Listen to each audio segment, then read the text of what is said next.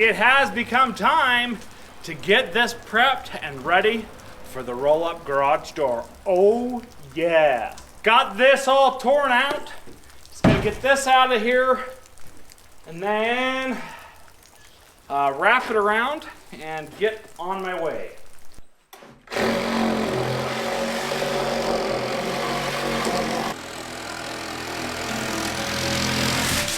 Ah, yeah! Get that out of here!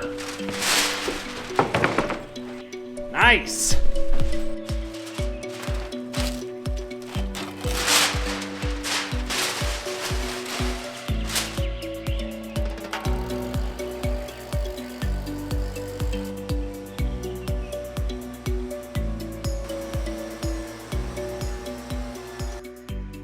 I need this 2x10 ripped down to 8 1/4. I'm gonna try to cut this thing with a skill saw. I do not want to try my luck with a table saw because it's just difficult to manage a 16-foot 2x10 on my own. So I'm gonna use this guy right here to,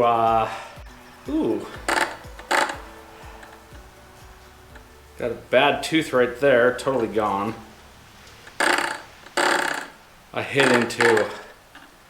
I cut right through some nails, so I got a bad tooth there and one there. That sucks. So I'm gonna cut through this baby with this skill saw. I think if I go at it like this,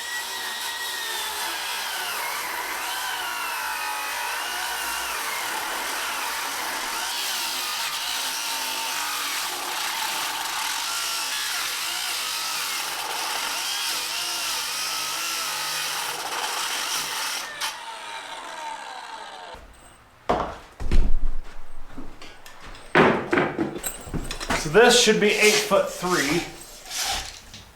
8'3", that's right. Let's cut this guy down to 8'3". 8'3" right there.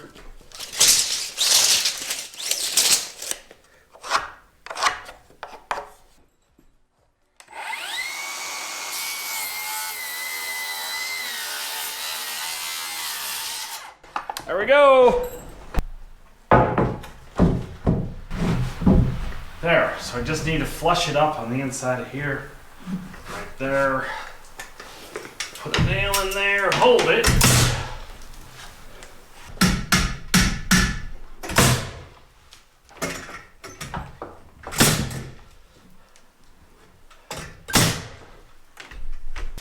This should be 8 feet, and I don't think it's 96 3/4. I'm not thinking this thing's gonna be long enough to get that done. Yeah, 93 1/2. I need 95 3/4. So need one more, rip it down, put them on the sides, and then I'll explain to you why I'm adding that. So let's get this out of here. Holy crap.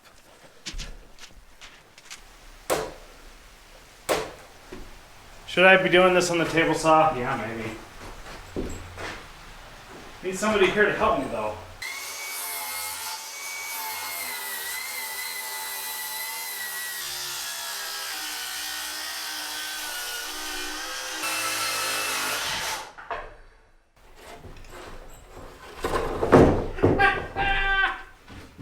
Get out of here. Should need 2 of those at 95 3/4.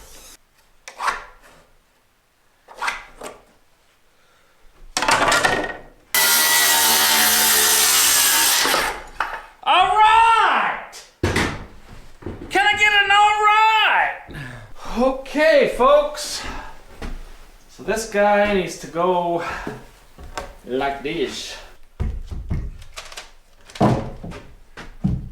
Like that. Up there in the corner. Flush all the way down. This guy will go here, like this.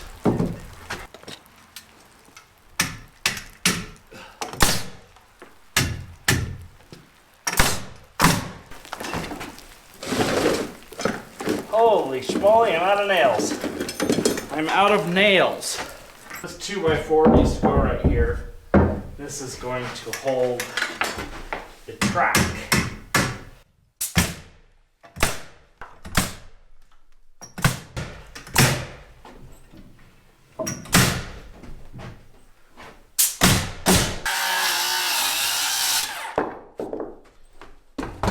This guy up here like this.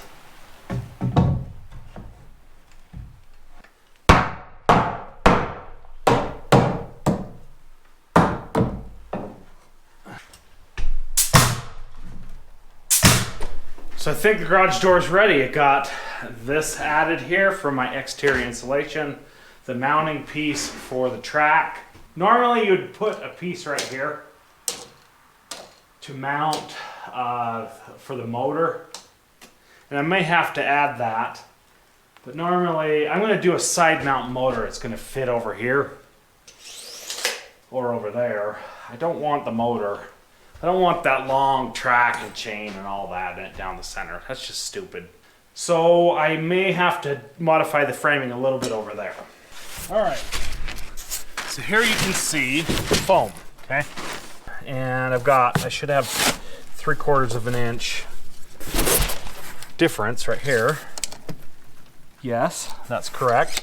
So then I'm going to put a furring strip right here. It's going to be a piece of 1x4 that is 3/4 of an inch.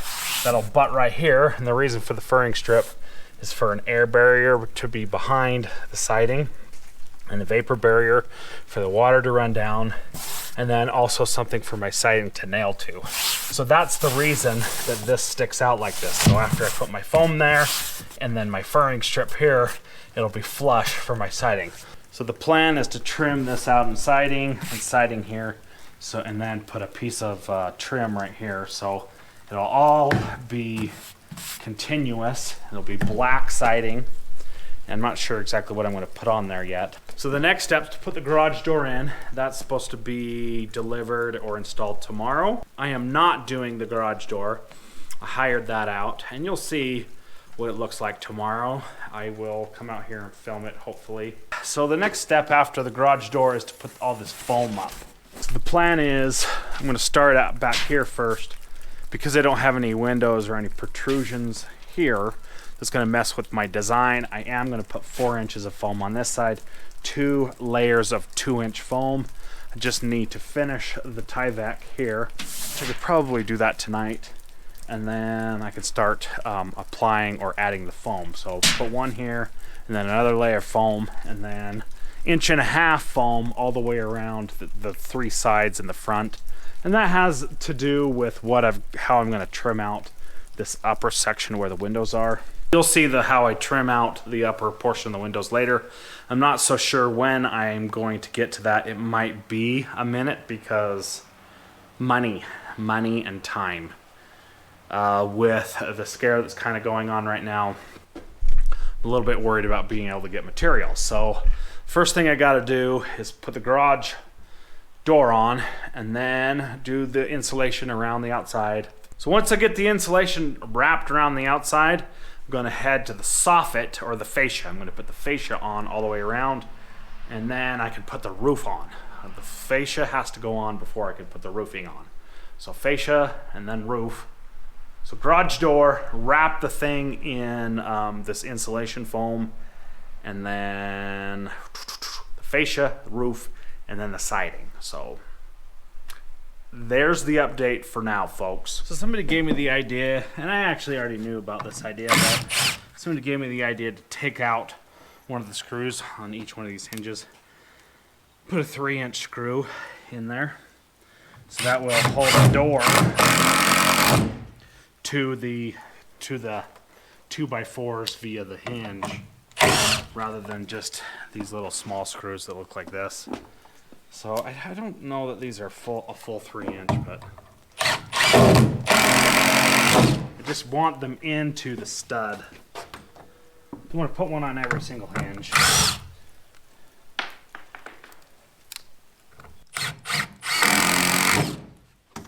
So that jacked up the reveal of the door just a little bit. but not too much to write home about or cry about. I do need to get the insulation out and foam around the door there.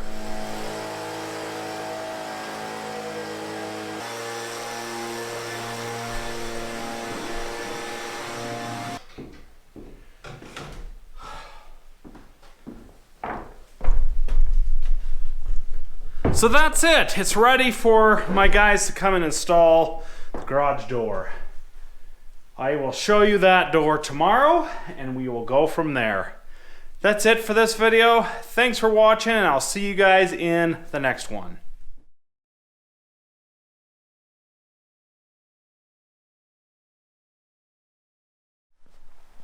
All right, folks, so today is like the 25th of March. It is the next day and the garage door did get installed. See all this crap behind me? There is a story that goes along with that, and I may or may not share it with you. That was the result of a terrible day and something that was not a pleasant experience. So I did get the garage door installed, so let's go in there and check it out.